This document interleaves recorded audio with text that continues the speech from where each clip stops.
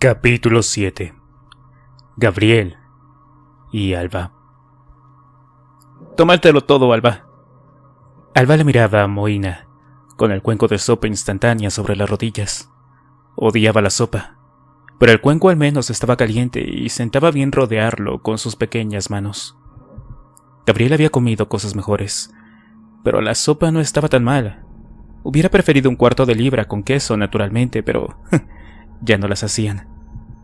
Ya no hacían nada. «Si me lo como todo, ¿jugamos a las cartas?», preguntó la niña esperanzada. Gabriel protestó visiblemente. «Está anocheciendo ya, Alba».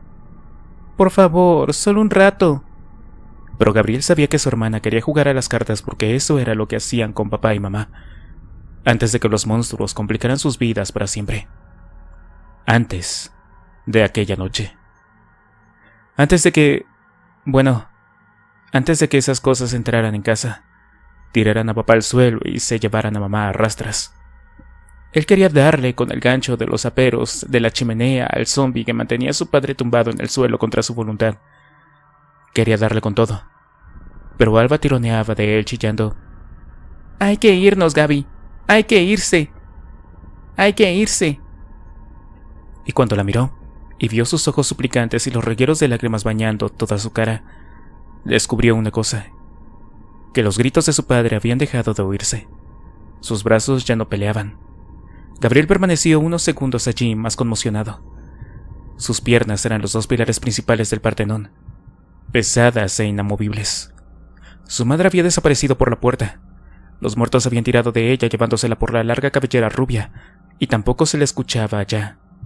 El aire estaba lleno tan solo de esos ruidos deformes y horribles que les eran propios a los muertos.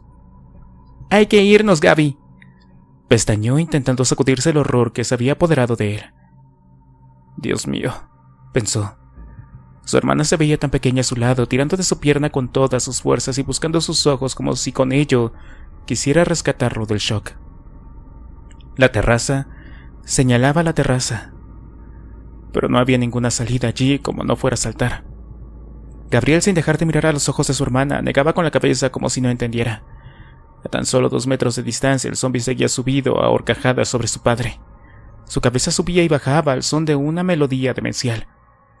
Parecía que el jovencísimo Gaby, mecido todavía por las ondas de la increíble explosión de adrenalina que acababa de sufrir, estaba dejándose seducir por el agrio encanto del plan más simple del mundo: rendirse. Pero entonces se fijó en la expresión de su hermana. Tenía ese rictus desagradable en el rostro, el mismo de todas las otras veces, y movía la nariz como si estuviera olisqueando. Igual que todas las otras veces. Estaba viendo, porque su hermana veía, desde que era una pequeña niña. «¿Alba?», preguntó en un susurro. «Tarta de coco», dijo la niña, oliendo el aire a su alrededor y entrecerrando los ojos. «La terraza, Gaby, la terraza». Tarta de coco. Para Gabriel, que sabía exactamente lo que significaba, fue más que suficiente. Se puso rápidamente en marcha. Tomó a su hermana de la mano y voló hacia la terraza. Esta daba casi en su totalidad al apartamento de abajo, pero por el lado izquierdo era posible saltar sobre un seto desproporcionadamente grueso y mullido, y desde allí al jardín comunitario. Era apenas un salto de medio metro, así que Gabriel pasó a su hermana por encima del muro de la terraza, levantándola por las axilas, y la dejó caer suavemente, para después lanzarse él mismo. «Gaby, por aquí», decía su hermana impaciente. Rebotaron rápidamente hacia el suelo. Gaby se puso en pie y escudriñó los alrededores. Era un recinto privado cerrado por una verja de hierro, así que afortunadamente el jardín estaba todavía libre de esos horrores. La enorme hilera de eucaliptos que crecía al otro lado de la verja se mecía con cierta parsimonia, como si entonaran una canción por lo que morían. «Ven, Gaby, por aquí». Atravesaron corriendo el jardín. Alba sabía perfectamente hacia dónde iban, porque lo había visto, naturalmente, y lo que veía no se podía cambiar. Era una especie de ley con la que había vivido desde pequeña. Así que llegaron al otro lado del recinto, corriendo por el borde de la piscina, treparon unas altas escaleras de piedra y por fin, Alba se escabulló entre unos arbustos para desaparecer por un hueco estrecho entre el suelo del jardín y el edificio. «Alba, no», chilló Gabriel jadeando. Sabía que era un sitio peligroso y le había advertido innumerables veces de que nunca, jamás, se le ocurriera jugar allí. Era un hueco enorme entre las casas y el suelo. Allí solo habían enormes columnas de sujeción rodeadas de grava, restos de ladrillo, cemento y tierra, además de porquería y brosa que el jardinero a veces arrojaba por el hueco. Pero su padre le había advertido que los cimientos eran profundos porque su casa estaba construida sobre una loma que descendía en pendiente, y que el hueco había sido rellenado con cascotes de obra para que nadie se cayera dentro. Y también había mencionado los pozos. Ominosa palabra que reverberaba en las mentes infantiles de los niños como si fueran bocas de cocodrilo a punto de morderlos. Los pozos podían estar en cualquier lugar invisible en la oscuridad, e incluso podían ser no vistos. Estar al acecho bajo un montón de basura o sobre ladrillos aparentemente seguros. Los pozos eran profundos, se les dijo, tan profundos que a veces comunicaban con procelosos ríos subterráneos que fluían por oscuras grutas, y que tras describir sinuosas vueltas y revueltas, desembocaban en secretos lagos donde moraban criaturas ciegas y hambrientas. Alba había tenido angustiosas pesadillas. Su papá había dicho que si caías en uno de esos pozos podías morir. Alba tenía ahora 8 años y sabía perfectamente lo que era morir. Pero cuando era más pequeña, el papá de su amiga Beatriz había muerto y Beatriz tuvo que irse del colegio y hasta cambiarse de casa, y Alba se cuidó mucho de andar por sitios con pozos.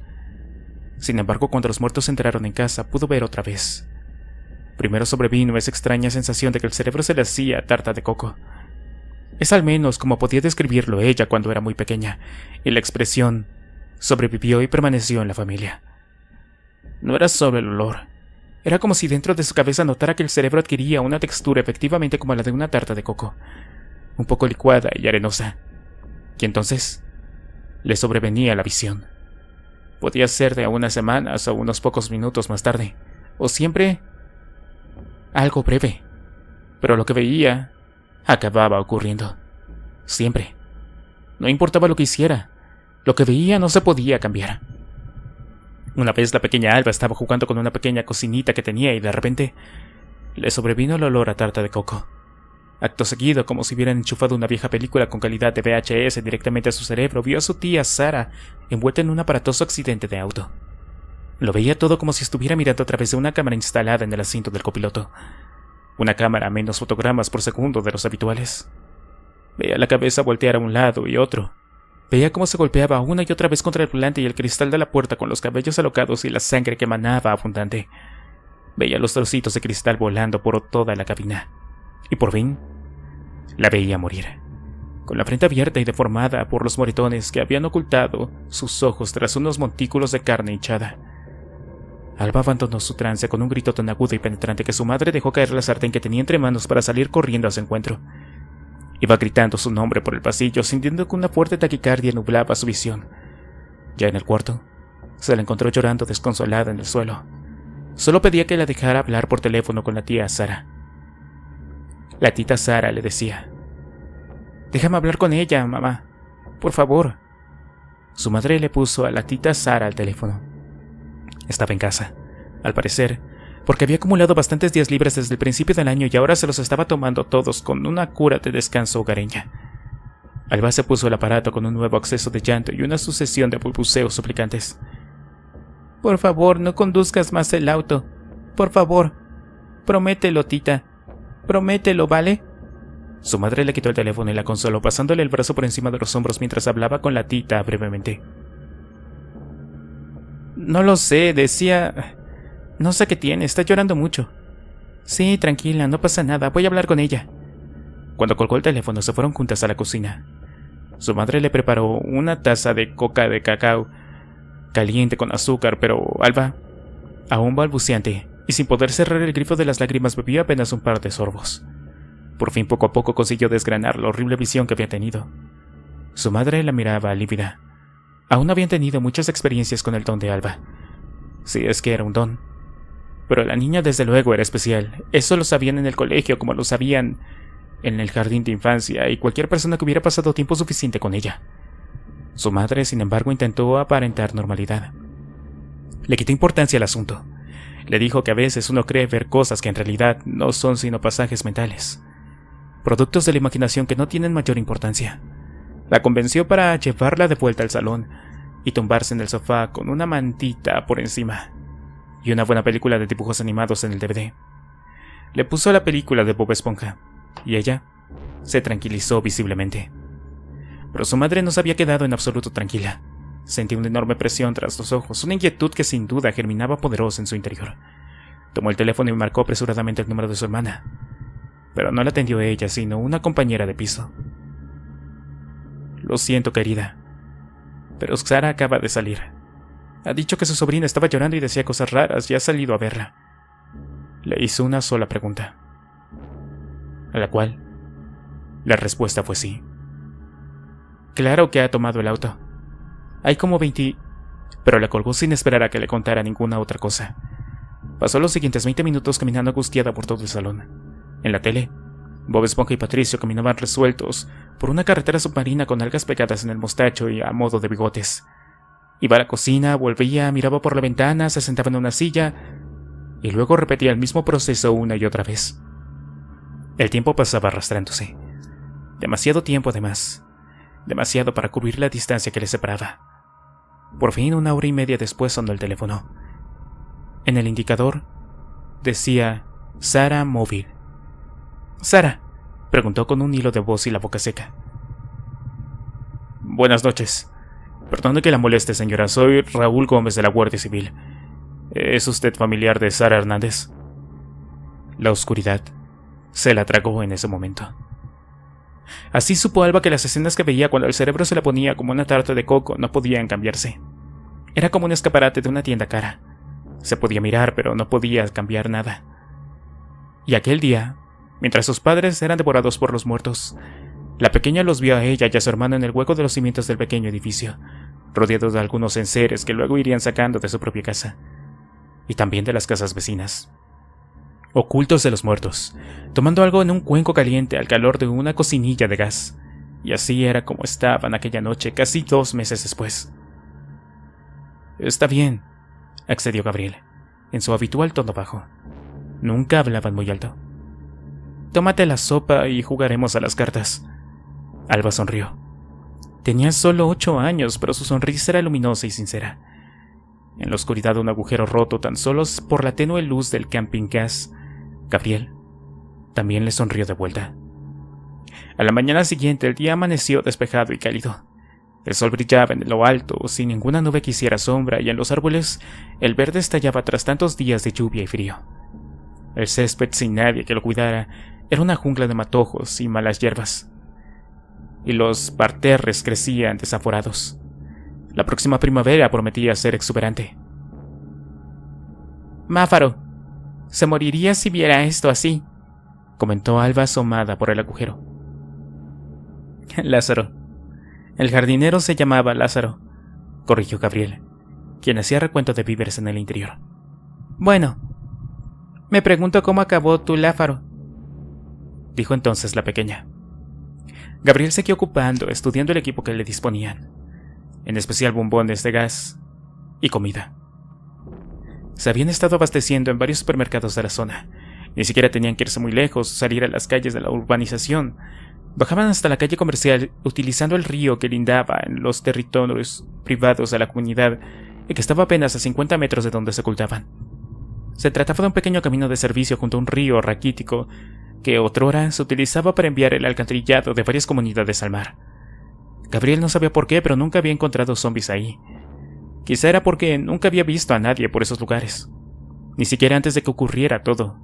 Sin gente, claro que no había zombies.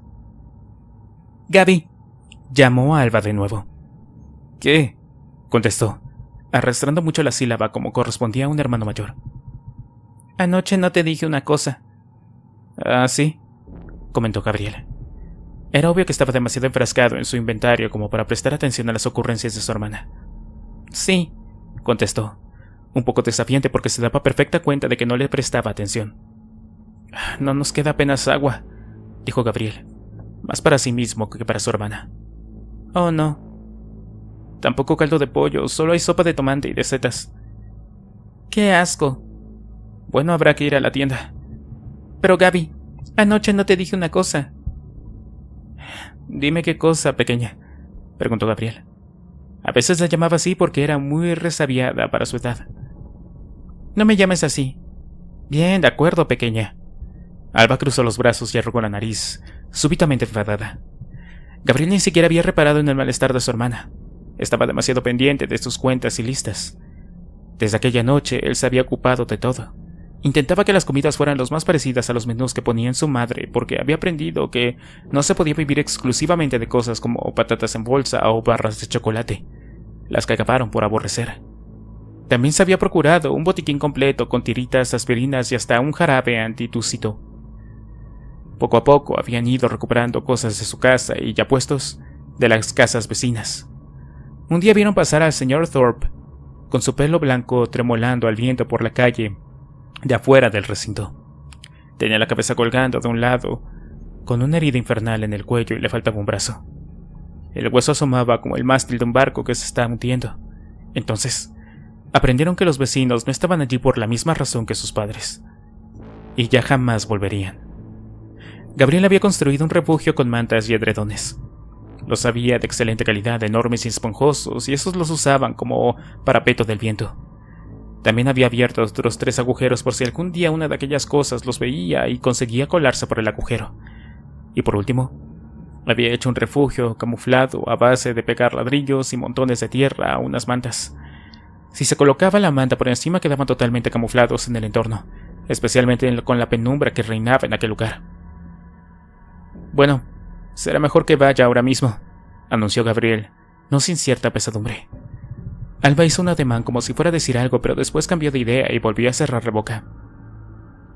«Ya sabes», dijo Gabriel, «no vayas a hacer ningún ruido mientras estoy afuera». Pero Alma se limitó a mirarle ceñuda y no dijo nada. Gabriel detectó algo en su hermana, pero estaba acostumbrado a sus desaires y enfados por motivo que casi siempre se le escapaban. Suponía que solía ser por cosas que, en circunstancias normales, habrían acabado en un «¡Mamá!», entonado como si fuera una sirena durante los bombardeos de la Segunda Guerra Mundial. Pero ya no había ninguna mamá ni tampoco un papá. Así que en esos casos se limitaba a pensar «¿qué es lo que les pasa a las mujeres?», para luego dejar que todo el asunto se le fuera de la cabeza. Esa al menos era una clara prerrogativa de los niños. Se colgó su pequeña mochila a la espalda y salió por el agujero sin mediar una sola palabra. Alba en el jardín. Gabriel en la tienda.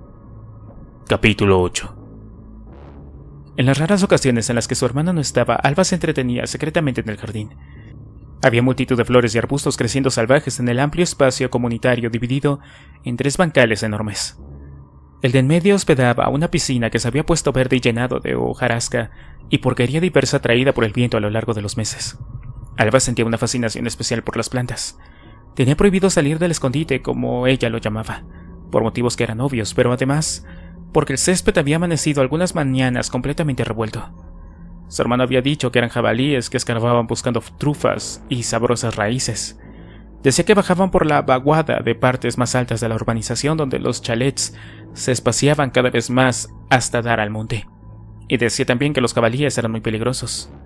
Alba estaba muy cansada de que todo fuera muy peligroso desde aquella noche. Las plantas eran hermosas, las había grandes y amarillas que colgaban hacia abajo como si fueran campanas, y las había rojas y enormes con unos tubos alargados en su centro llenos de una especie de polvo amarillo. Al contraste, entre otros esos colores, le resultaba sumamente evocativo.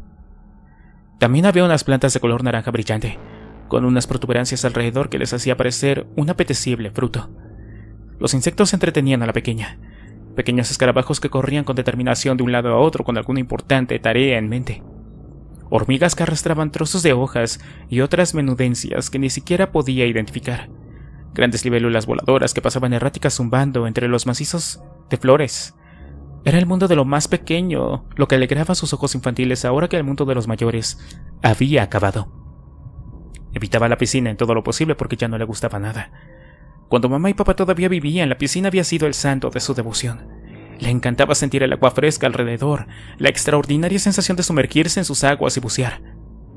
Era como volar, le decía a mamá, y al salir el sol calentaba su cuerpo perlado con gotas de agua mientras los veranos discurrían mansamente, arropando su infancia con días largos y amables. Pero ahora en la piscina vivía Bob. Bob era un vecino que nunca había hablado demasiado con ellos, posiblemente porque, como casi todo el mundo allí, hablaba muy poco español. La única frase que Alba le escuchó decir en un deformado español fue: «Correr va contra las normas, niña». Venía a su apartamento 3 o 4 veces al año, siempre solo, buscando el sol malagueño. Cuando se bañaba lo hacía brevemente y dedicaba el tiempo a hacer una tabla de gimnasia. Apoyaba la pierna en la escalerilla de mano y hacía pequeños ejercicios suaves de mantenimiento. El resto del tiempo lo pasaba en su hamaca en compañía de un libro o paseando por el jardín mientras desgranaba lentamente algún cigarrillo de marca finlandesa. Tenía unos ojos saltones y grandes que a Alba le provocaba cierto rechazo. Siempre parecía mirarla con reproche, como si correr por el jardín, riéndole a la vida, fuera algo que no entrara en su libro de normas. Bob cayó en la piscina unos días después de aquella noche. Alba no llegó a verlo, pero Gabriel decía que ya no era una persona normal cuando tropezó caminando por el borde, que se había vuelto como ellos. Estuvo chapoteando toda la noche y parte del día siguiente sin avanzar hacia ningún lado. No era como si intentara mantenerse a flote para respirar, porque la mayor parte del tiempo mantenía la cabeza sumergida. Era como si intentara sacudirse el agua de encima. Sus brazos se asomaban a la superficie desmañanadamente, sin seguir con paso o ritmo alguno. Alba se durmió tarde aquel día escuchando los chapoteos de Pop en el agua. Gabriel no dijo nada tampoco, pero en la oscuridad, ella veía el blanco de sus ojos fijos en algún punto indeterminado del escondite. Al atardecer del día siguiente, Bob, lentamente de luchar en el agua, dejó de hacerlo. Poco a poco su cuerpo se iba a pique, y acabó siendo una forma oscura y sinuosa en el fondo de la piscina. No había burbujas de aire escapando a la superficie. «Está en el fondo, de pie», dijo Gabriel en voz baja. «¿Por qué?», preguntó Alba mirando cómo desaparecía el pequeño oleaje de la piscina.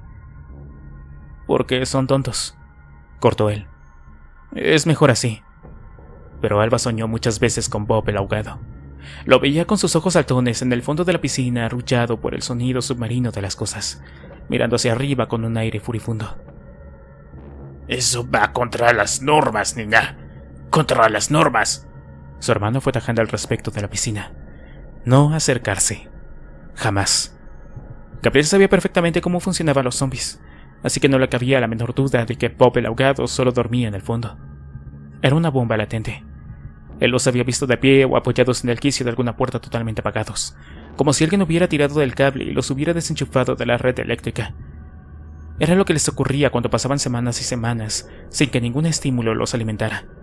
Se convertían en juguetes rotos sin pilas. En particular pasaba a menudo cuando el lento deambular de algunos de ellos le apartaban del grupo y acababa vagando en algún sitio apartado. Porque cuando estaban en grupo nunca se relajaban, sino que se movían como una marea ondulante y ominosa. En opinión de Gabriel, esos eran los peores.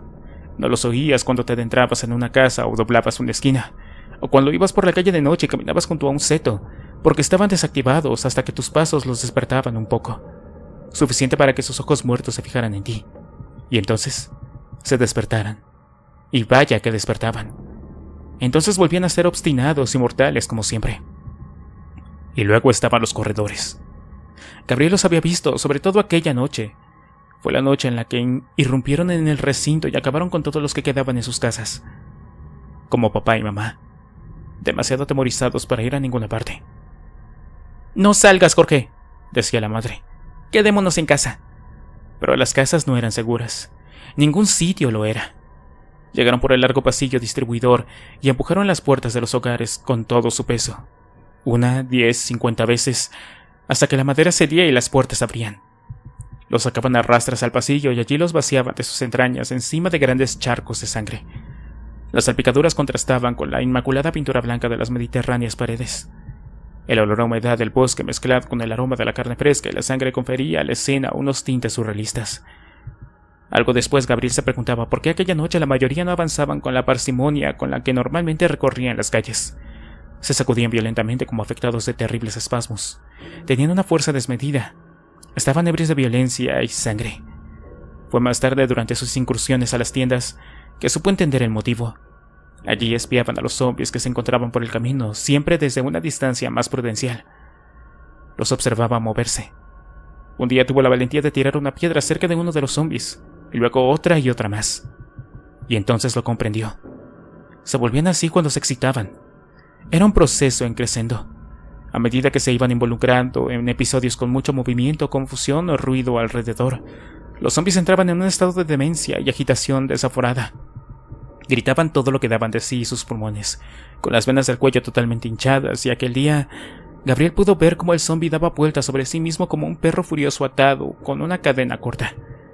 Se daba violentos cabezazos contra las paredes al no poder localizar a ninguna víctima cerca. Y vaya si corrían. Era como si la carcasa humana ya no importara. No había ningún dolor que les obligara a parar. El cuerpo ya no emitía señales de alerta indicando que alguna válvula podía estallar si uno no se detenía. En esas condiciones, quién sabe hasta dónde se puede forzar el cuerpo humano. Aquellas cosas muertas desde luego no lo sabían, así que Bob el ahogado estaba solo desactivado y así se lo explicó a su hermana. Azuzalo con un palo. Verás el bote que da. Saltaría tanto que saldría de la piscina y créeme, Bob el ahogado corre más que tú. Alba iba mirando ahora la superficie de la piscina. Como el resto del jardín ya nadie la cuidaba. Nadie echaba cloro ni productos antilíquenes. Así que el agua había adquirido un repulsivo tono verdoso que olía a agua estancada y podredumbre. Eso unido al hecho de que la superficie estaba prácticamente llena de hojas secas y bolsas de plástico traídas por el viento hacía posible ver si Bob, el ahogado, seguía ahí. Alba creía que no. Nadie consigue estar tanto tiempo debajo del agua aunque estuviera muerto. Debía ser al menos tremendamente aburrido. Como disimulando para que ella se pudiera distraer, Alba daba cortos pasitos en una dirección que, aunque indirecta, conducía inequívocamente al agua. Tenía entre manos un bonito montón de vinagretas que crecían ahora por todos lados y que había ido recolectando primorosamente hasta que por fin estuvo a una distancia suficiente como para darle cierto respeto. La duda se agolpaba en su mente. ¿Y si Bob el ahogado seguía ahí realmente? Su imaginación infantil lo dibujó lleno de algas enredadas en confusa maraña alrededor del cuello y los brazos, la piel verde y cuarteada por acción del agua, y los ojos abiertos y blancos que miraban sin ver. ¿Pero cómo saberlo? Tímidamente se abalanzó, con otros 2 pasitos, con sus grandes ojos marrones muy abiertos, como si se esforzara por ver a través de aquella agua verdosa. Mientras tanto, Gabriel avanzaba por el pequeño camino de tierra que avanzaba paralelo al pequeño riachuelo que discurría al lado de su casa. La oficina de la entidad urbanista colaboradora enviaba de vez en cuando una excavadora a limpiarlo de juncos y malas hierbas, pero en los últimos meses todo había seguido creciendo salvaje, por supuesto, y los juncos alcanzaban ya proporciones de todo desmesuradas. Gabriel sabía que entre los matorrales ralos había toda clase de alimañas, incluso ratas. No sabía que era una alimaña, pero por la forma en la que su padre se refirió a ellas debían de ser tan malas como las ratas. Así que avanzaba despacio por el borde más alejado del río, no solo preocupado por las ratas y otros bichos, sino naturalmente por los zombies. La palabra no le gustaba. Tenía connotaciones demasiado oscuras para su gusto. Era una palabra que sonaba con mucha fuerza y además le recordaba a todas aquellas películas baratas que su madre, por cierto, nunca le dejaba ver. No le gustaba la realidad. Esa realidad que se parecía a las películas. Si tu vida se parece a una película de miedo, entonces algo anda terriblemente mal. A decir verdad, aquellas excursiones a las que se entregaba de tanto en tanto tenían cierto encanto para el muchacho. Aún seguía sintiendo que las piernas pesaban demasiado cuando se ponía en marcha, y naturalmente también estaba la extraña sensación en el estómago, como si estuviera relleno de demasiado aire. Pero después de tantos viajes de ida y de vuelta a la tienda sin haber sufrido un percance, de innata curiosidad del niño se impuso al terror, ya que convivía con él desde hacía demasiado tiempo. Mientras caminaba despacio intentando que la hojarasca no crujiera demasiado bajo sus pies, pensaba de hecho que le gustaría espiar un poco más a los espectros. Querría aprender si había alguna forma efectiva de acabar con ellos, alguna manera que no implicara tanto riesgo. Después de un rato llegó al final del sendero. Allí había una reja de hierro que normalmente se encontraba sólidamente cerrada, pero afortunadamente la pandemia la había sorprendido abierta, y abierto se quedó. Tras la reja empezaban las viviendas, y eso significaba que ellos podían estar al acecho en cualquier esquina. Los espectros estaban siempre en movimiento, así que cada vez que visitaba la calle comercial no podía dar nada por sentado. Cada esquina podía ocultar una muerte cierta, por lo que a partir de ese punto Gabriel extremaba las precauciones. En realidad casi todo se reducía a ir con cuidado. Vigilar cada paso, caminar con aquel elfo de la película de El Señor de los Anillos que había visto 1000 veces, sin hacer absolutamente ningún ruido. Así cruzó la primera calle sin contratiempos, caminando con la espalda pegada en la pared. El sol brillaba alto y conseguía que la callecita se viera preciosa pese a todo.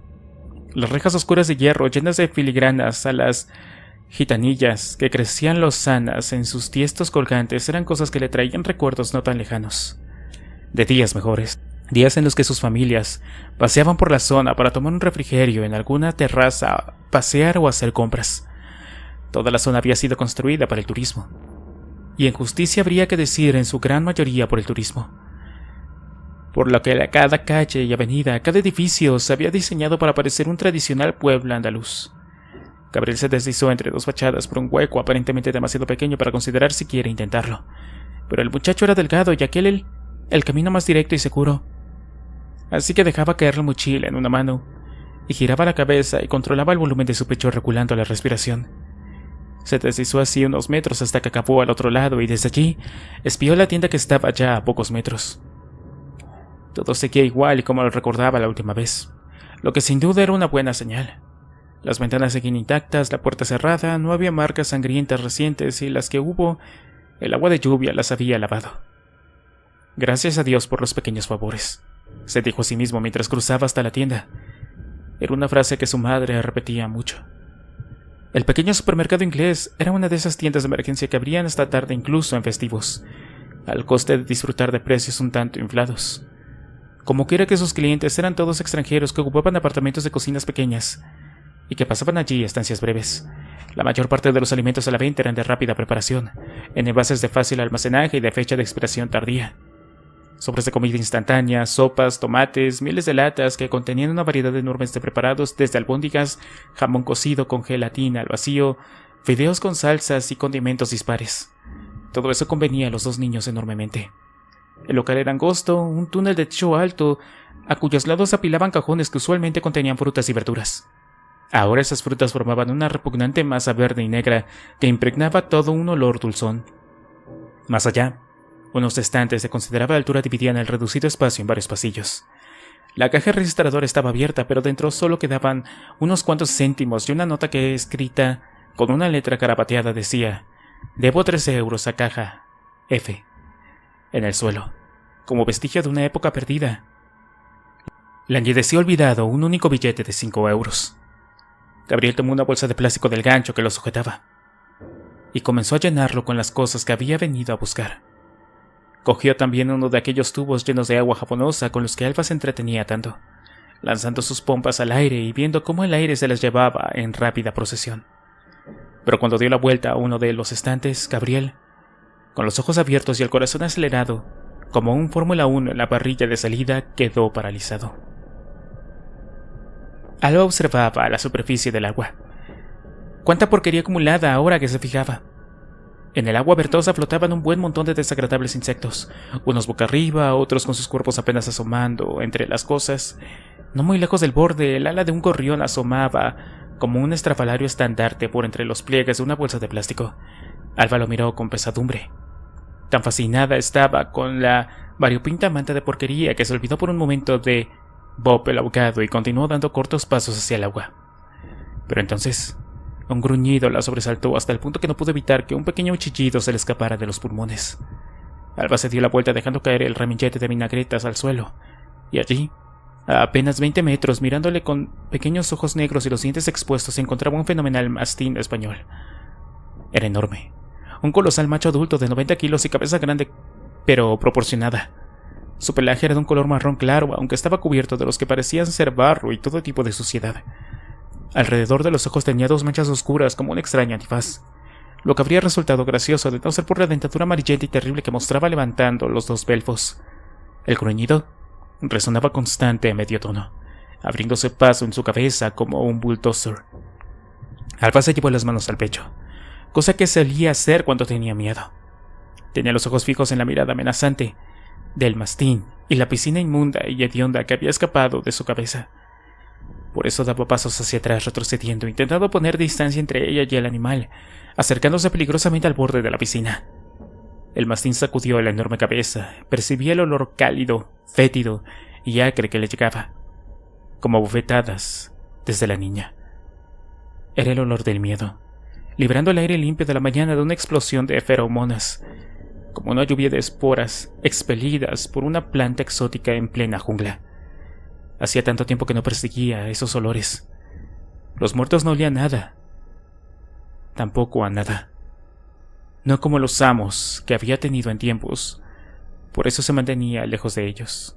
Se había ocultado corrido, alimentado de mil cosas y bebido de toda clase de charcos inmundos, pero nunca había vuelto a ver a un amo. En su cabeza, pensamientos esenciales se encendían y apagaban como un cuadro de luces demasiado básico. Pocas permutaciones, respuestas rápidas. Así era siempre al menos. Pero ahora se encontraba confuso. ¿Era un amo lo que tenía delante o era algo que se pudiera comer? ¿Era algo que debiera evitar?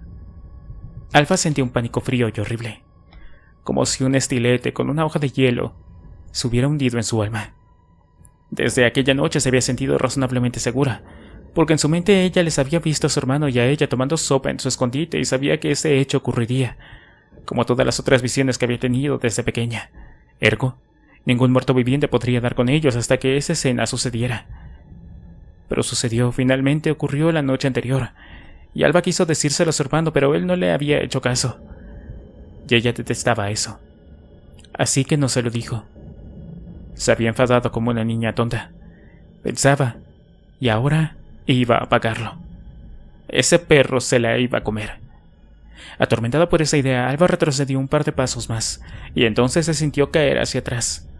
Fue como si hubieran tirado del mundo bajo sus pies, como si fuera una alfombra, y ella se hubiera encontrado mirando al cielo de repente, y entonces un fuerte estrépito y una sensación de intensa sorpresa. ¿Frío? ¿Mojado? Involuntariamente abrió la boca y aspiró fuerte, una reacción normal a la inesperada situación en la que se veía envuelta, y una bocanada de agua la invadió, inundó su esófago, sus pulmones, y Alba, extendiendo mucho los brazos, empezó a luchar para no hundirse mientras se esforzaba por toser y expulsar toda esa agua ponzoñosa de regusto insufrible. Sorprendida y superada por la situación, la niña ya no se pensaba en el perro, o en Bob el ahogado, sino en sobrevivir. Pero en el fondo de la piscina el viejo Bob recibía el estímulo sonoro del chapoteo y también las suaves ondas producto del movimiento. Su cerebro se despedazaba lentamente, como el viejo motor de un auto que carraspea por la mañana tras una nevada. Fueron momentos de verdad angustiosos. Alba nadaba razonablemente bien, pero había tragado una buena cantidad de agua, y el esfuerzo para poder respirar un poco volvía a sumergirla. Tras unos segundos de lucha, cuando parecía que estaba ya recobrándose e iba a poder al menos flotar, sus ojos volvieron a llenarse de agua. Las burbujas de aire se arremolinaban alrededor, escapando hacia la superficie. Algo tironeaba de ella. Alba comenzó a reflexionar y estirar ambas piernas, intentando deshacerse de aquello que la tenía atenazada. Pero era demasiado pequeña como para poder hacer fuerza dentro del agua. El movimiento de sus piernas se asemejaba más al de una inofensiva ranita. Alba miraba hacia arriba, burbujas, luz que se filtraba ondeante a través de varios centímetros de agua sucia era lo que podía ver. Sus pulmones explotaban, la niña se estaba ahogando. Pero entonces hubo un nuevo revuelo de ruido y moviendo, aunque el sonido le llegaba apagado y distante, como si lo escuchara a través de una almohada. Alba se sintió arrastrada en una y otra dirección zarandeada. Tiraban de su pierna, pero también de sus ropas.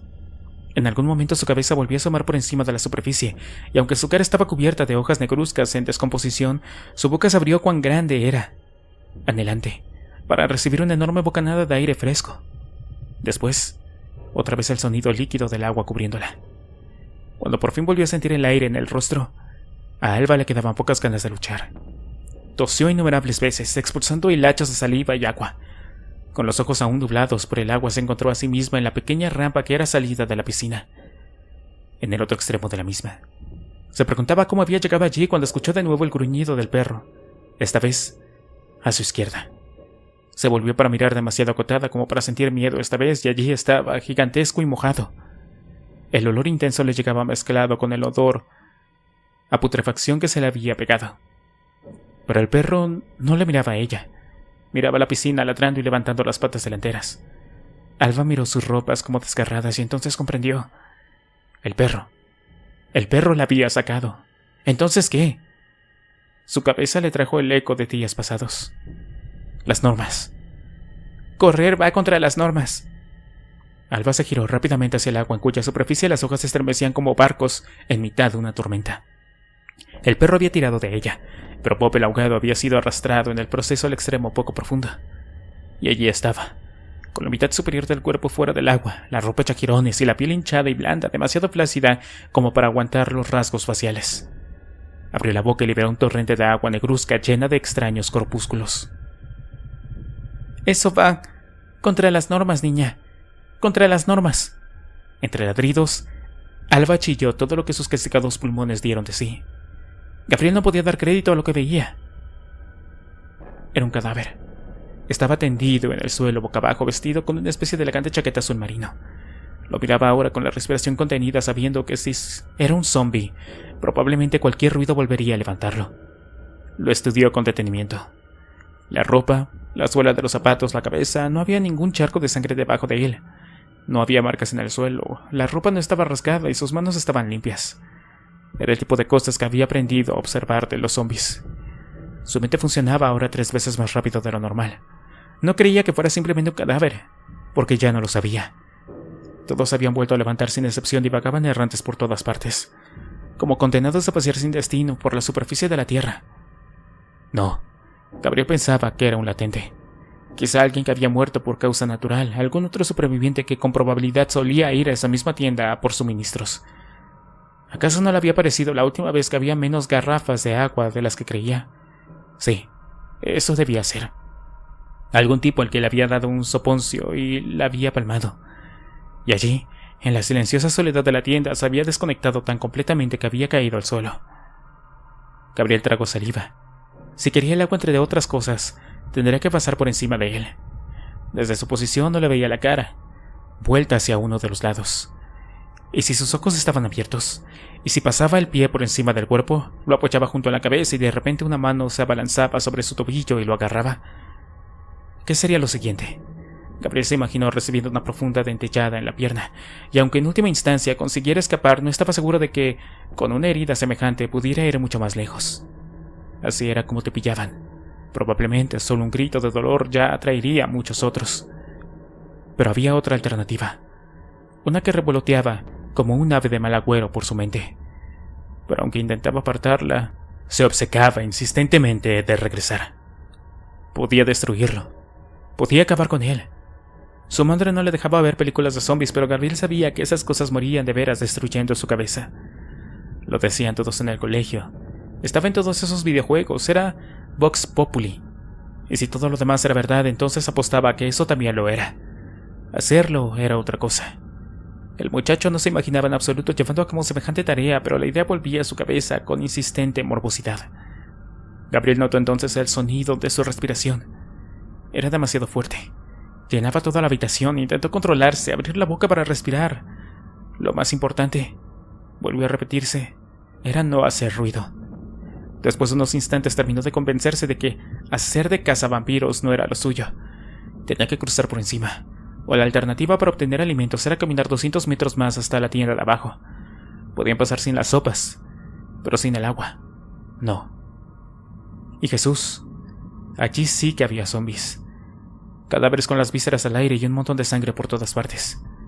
Solo había ido una vez y se impresionó tanto que se prometió a sí mismo que no volvería a menos que en la tienda de arriba solo quedara polvo en los estantes para chupar. De manera que Gabriel levantó despacio el pie para pasarlo por encima hasta el otro lado. No se veía la cara, pero sacaba la lengua como su madre. Cuando estaba concentrada en algo y aunque intentaba ser silencioso, su respiración volvía a ser agitada. Y fuerte, otra vez. Bob el ahogado salía lentamente del agua. Uno de sus ojos era apenas una mucosa con forma de bulbo, una reminiscencia repugnante de lo que fue una vez. Sus cabellos caían hacia todos los lados húmedos y desmañados, y su boca abierta revelaba un agujero inmundo, negro como una veta de carbón en una mina.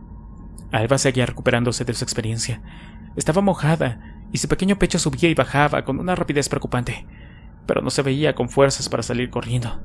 Permanecía tumbada en el suelo, apoyada sobre sus codos y los pies aún en el agua, hipnotizada por la imagen terrible e irreal que representaba a Bob el ahogado. A su lado, el perro ladraba con una violencia desmedida, ladridos roncos y amenazantes. Pero Bob ni siquiera miraba al perro. Avanzaba con terquedad, balanceándose sobre sus piernas a cada pazo, con sus ojos blancuzcos fijos en la niña. Cada vez tenía más cuerpo fuera del agua y ganaba velocidad a ojos vista. El agua chorreaba de su cuerpo. «No, por favor», dijo Alba con un hilo de voz intermitente. Hasta ese momento no había sido consciente de que tiritaba de una forma salvaje. Al fin y al cabo corría el mes de febrero y el agua estaba tan fría como se puede imaginar. Cuando Bob estuvo unos pocos pasos alargando ya la mano para tomarla y llevársela a las tinieblas de la muerte que a él le había sido negada, el mastín saltó sobre su mano, la agarró con sus dientes y tironeó, girando la cabeza rápidamente. El hueso se quebró con un sonido mortecino y la mano se desgarró con una sorprendente facilidad. Salió despedida a medio metro y cayó en el agua. El espectro retiró el muñón cercenado y alargó el otro brazo con sorprendente rapidez, pero el mastín se lanzó sobre él y lo derribó. Cayeron al agua trocados, en una tormenta de brazos, piernas, y en la mastodóntica forma animal que era el perro. Por todas partes mordía, arrancaba, despedazaba, pero como quiera que el espectro seguía intentando levantarse, el mastín terminó por agarrarle el cuello con su tremenda dentellada. El cuello crujió con un sonido escalofriante, como si un millar de ramitas se troncharan a la vez. Espina dorsal, músculos, tendones, carne, todo quedó fuera de lugar. Pero Bob el ahogado seguía moviéndose. Parecía que cada vez lo hacía con más rapidez y vehemencia, contagiado sin duda de la violencia del mastín y los gritos de Alba. La mano que aún le quedaba se clavaba ahora en el lomo del animal con una fuerza desproporcionada. Dolorido, el mastín arremetió con más fuerza atacando el mismo punto que antes. Apretó los dientes e hizo crujir aún más el cuello de Bob. Tiró y se rendió de nuevo, y la cabeza del espectro acabó separándose, liberando un icor oscuro que tiñó el agua como la tinta de un calamar. La cabeza se sumergió poco a poco hasta desaparecer. Su cuerpo cayó flácido, como si lo hubieran desenchufado. Alba reculó respirando con dificultad. Tenía los labios azules y los ojos se le ponían en blanco si no se concentraba en mantenerse despierta. El mastín salió del agua visiblemente dolorido y se tumbó cerca de ella, pero fuera del agua.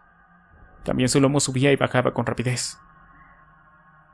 Respiraba con la boca abierta y la lengua grande y rosada.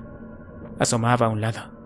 Su aspecto tan mojado y cansado como estaba era deplorable, pero al mirarle, Alba consiguió un primer atisbo de sonrisa. Aquel enorme perro le había salvado la vida. En el supermercado inglés, Gabriel había podido pasar por encima del cadáver. Se acercaba ahora a la esquina donde estaban las garrafas de 5 litros y utilizaba la mochila para meter una adentro. En un pasillo adyacente localizó algunas de las cosas que quería llevarse y chocolatinas para Alba. Ya casi había terminado cuando escuchó un ruido que parecía venir de algún lugar indeterminado. Era como un frufru, como de ropa de fricción. Gabriel casi dejó caer la bolsa con los comestibles del sobresalto. Dios mío, por favor, no. De repente una oleada de pánico se apoderó de él. Su instinto científico y explorador, que lo había dominado apenas 20 minutos antes, había desaparecido. Estaba en un recinto cerrado con uno de ellos poniéndose en movimiento. Miró hacia el túnel de salida. Eran solo 10 o 15 metros. Después, la luz del sol llenaba la calle y la libertad. ¿Debería salir corriendo? No, así te agarran. Sales corriendo y vas atrayendo la atención de todos ellos. Y ellos corren más que tú. Corren más y no se cansan. Nunca se cansan. Esta vez no podía rendirse, pensó. En su mente aparecían 1000 escenas agolpadas. Y en todas ellas aparecía Alba. Tenía que pensar en su hermana. Ella sola no podría conseguirlo. Gabriel miró alrededor buscando algo que pudiera usar o algún lugar donde esconderse, pero el espacio era en verdad muy reducido, así que esa posibilidad estaba fuera de lugar. Se mantuvo en el centro del pasillo, así. Si aparecía por uno u otro lado, tendría tiempo de dar la vuelta al estante. Pero entonces, del otro lado de la sala le llegó el sonido ensordecedor de un estrépito de los 1000 demonios. Era un ruido en cascada de 1.000.000 de latas de conserva cayendo en confuso tropel. Gabriel dio un respingo. Esa cosa debía de haber derribado al menos 3 baldas completas. Dios mío, va a traer a muchos más. ¡Carajo! Miraba ahora con obstinación el túnel de la entrada, sin perder de vista su izquierda y su derecha. Eran 3 flancos, y eso provocaba que su ansiedad fuera un aumento. Casi podía imaginar a 2 de esas cosas apareciendo en la entrada, ligeramente encorvados y con sus cuellos muy estirados, en manifiesta actitud de cazadores. Si eso terminaba de ocurrir, estaba perdido. Sabía que tenía que actuar con rapidez, pero ¿qué hacer? El zombi lanzó un grito ronco, breve pero intenso. tenía un deje de interrogación. El gruñido, al menos, junto a la explosión de adrenalina que experimentaba, le animó a moverse, a dar la vuelta a uno de los estantes, despacio, sin perder nunca la referencia del acceso al túnel. Respiraba por la boca, sí, pero incluso entonces sus inhalaciones eran profundas y cortas, como si jadeara. Al doblar la esquina se encontró al espectro de frente, cerca, demasiado cerca. Gabriel chilló sobresaltado. El espectro le miraba como hipnotizado, con los ojos velados por una bruma blancuzca. Su piel estaba surcada por un centenar de venas variscosas, rojizas y abultadas. Entonces, agitó la cabeza como sacudido por espasmos, levantando y bajando los hombros como si estuviera sufriendo un feroz caso de epilepsia. Para Gabriel eso fue suficiente. Alargó la mano y cogió lo primero que pudo con intención de arrojárselo al rostro. Resultó ser una lata de espárragos. Le golpeó en la mejilla izquierda, levantando la piel y dejando una marca blancuzca. Siguió lanzándole cosas, un par de latas más, unos paquetes de café envasados al vacío pero demasiado livianos. Rebotaron como si fueran tacos de corcho blanco. El espectro levantó las manos y tenía las venas del cuello tensas como cables de acero. Gabriel lo sentía. Se abalanzaría sobre él en cualquier momento. Siguió tirándole cosas cada vez con más fuerza, mientras retrocedía con pasos cortos y dubitativos. En un momento dado, sus manos dieron con un paquete de harina que salió despedido hacia el zombi. El paquete le estalló en la cara y reventó como si hubiera sido diseñado para ello. Se llenó todo de una nube de polvo blanco y cuando el polvo se dispersó, Gabriel observó atónito que el espectro se había llenado todo el rostro, desde las cejas hasta la barbilla. «Sus ojos», pensó. «Sus ojos están cubiertos de harina». El espectro parecía girar sobre sí mismo agitando los brazos en el aire como lo haría un invidente. Estaba efectivamente ciego, y no parecía hacer ningún intento por pestañear o quitarse el polvo blanco de los ojos con las manos. Un simple gesto que le habría devuelto la visión. Avanzó hacia el estante y le dio un fuerte empellón. Las latas y el resto de los productos se estremecieron con sus baldas y un par de ellas cayeron al suelo. «Esta es la oportunidad, Gaby. Esta es», se decía a sí mismo. El muchacho tomó la bolsa de plástico del suelo y dio unos pasos hacia la salida. Muy despacio al principio, solo recuperando el paso normal al final. A medida que llegaba a la salida y su corazón se hinchaba del aire puro de la vida, Gabriel miró por última vez al estúpido espectro cubierto de harina que daba tumbos contra los estantes. Esa visión le infundió renovados ánimos y dibujó una sonrisa en su rostro de niño que empieza a dejar de serlo. Se les podía vencer. Claro que se les podía vencer. Alba se había incorporado. Daba largos tragos de aire que le insuflaban nuevas energías. Oxigenar su organismo de nuevo le hacía sentirse mucho mejor. Su vestido estaba empapado, casi que oyendo un viejo eco materno. «No te quedes con el bañador mojado, Alba. Es malísimo». Se lo quitó y lo dejó en el suelo, hecho un guiñapo. Bob el ahogado sí que había sido malísimo, pero aquel perro se había ocupado de él. Podía habérsela comido. Ya no había nadie que regañara a los perros malos, pensó. Pero en cambio, la había salvado. Se acercó a él, un felpudo inmundo lleno de mugre y empapado desde el hocico hasta la punta del rabo, respirando como si se tratara de un viejo motor al ralentí. «Hola, perrito», dijo la niña tímidamente. El mastín metió la lengua en la boca, la movió como si la tuviera seca y volvió su respiración esforzada. «¿Cómo te llamas?», quiso saber. El perro levantó las cejas brevemente. Alba estornudó para su sorpresa. Miró sus pequeños pies y mientras hacía subir y bajar los dedos, se dio cuenta de que todo el suelo estaba empapado y que ella estaba prácticamente desnuda. Y eso suponía resfriados de los buenos. «Perrito, no te vayas. Voy a traerte algo». Salió corriendo hacia el escondite sin olvidar mirar atrás, por si Bob el ahogado estaba espiando desde la piscina con sus ojos asomando por encima de la superficie. Pero no había nada. Ella no había visto muy bien lo que había pasado, pero creía que Bob ya nunca abandonaría el arrullo de las aguas estancadas del recinto. «Buen perro, perro bonito». Una vez en el escondite, Alba se puso ropas secas, de su montón, un pantalón de chándal y una sudadera de manga larga con un mensaje que decía: «Tengo una más en ir de compras». También cogió una lata de salchichas pequeñas con esas anillas de abre fácil y salió de nuevo a toda prisa. Tenía miedo de que el perrito se escapara, pero no fue así. El mastín seguía en el mismo sitio conservando las pocas energías que le quedaban. Estaba más cansado de lo que había pensado. Sus últimas comidas no habían sido muy abundantes y la pelea lo había dejado exhausto. Pero al menos había salvado al amo. Si es que realmente era un amo. No tenía más que esperar y lo sabría. Por fin, el amo apareció de nuevo.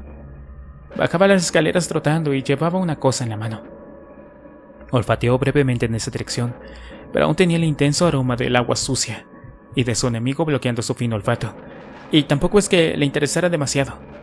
Por fin, el amo se arrodilló junto a él y trasteó con esa cosa un rato. Estaba ahora lo suficientemente cerca para olerlo, pero no parecía tener un aroma definido, así que...